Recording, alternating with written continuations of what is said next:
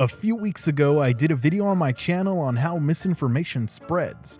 The topic covered 2015 Soleil debate, where in Fire Emblem Fate, the character was seemingly a lesbian drugged and converted into heterosexuality. You can watch both of these videos to find out why that's not true. But I kept getting comments stating my video itself was in fact misinformation. I did enough research both before and after publishing it to know this isn't true. But each comment linked me to a specific Japanese website and nothing else, bringing us to today's topic. Most referencing this page only refer to a single part of it, claiming it's proof that the general populace of Japan took offense to this scene. But if you read through this and the rest of the website, it's clear this is someone well versed in homosexuality in differing countries.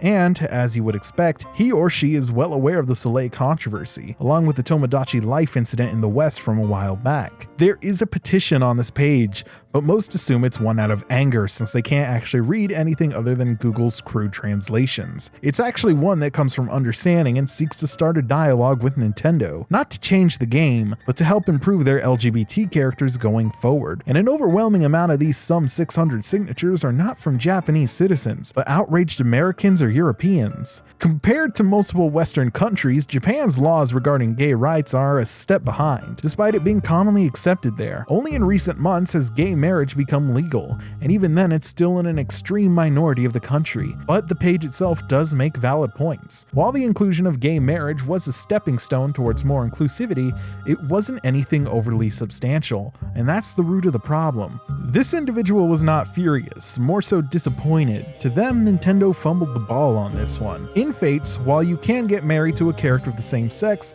only two bisexual characters exist to choose from, BriHard and Niles. The two themselves cannot marry anyone outside the MC who is of the same gender. If the MC does marry them, they can't have children, and both are depicted as psychopaths. So it's easy to see how this feature can leave others so disappointed. And sure, this may be an issue come the game's final release in North America and Europe, but isn't it a little odd how this issue has been so submerged beneath two frivolous changes? After all, only having 2 or 3 gay characters in such a large cast of over 50 is rather small, isn't it? Choosing not to marry either of them leaves them with only heterosexual relationships to choose from, which many can view as the elimination of gay marriage in the game entirely. So the question becomes less about if you can marry someone of the same sex and more of can others of the same sex get married. To top it off, to marry Niles or BriHard, you have to buy a version-specific copy of the game or Revelations to go down both routes. Of course, the inability to have children is another debate because, after all, people have been known to adopt or have others bear their children for them in such instances. So why doesn't this happen here? Here, you only get the benefits of being paired up and married, but not much else. It doesn't help that these characters are painted in a light that makes them appear as monsters to some. Both are shown to be unstable, obsessive, and to some point they can be perceived as a social commentary on where Nintendo stands on homosexuality, causing more problems for the company.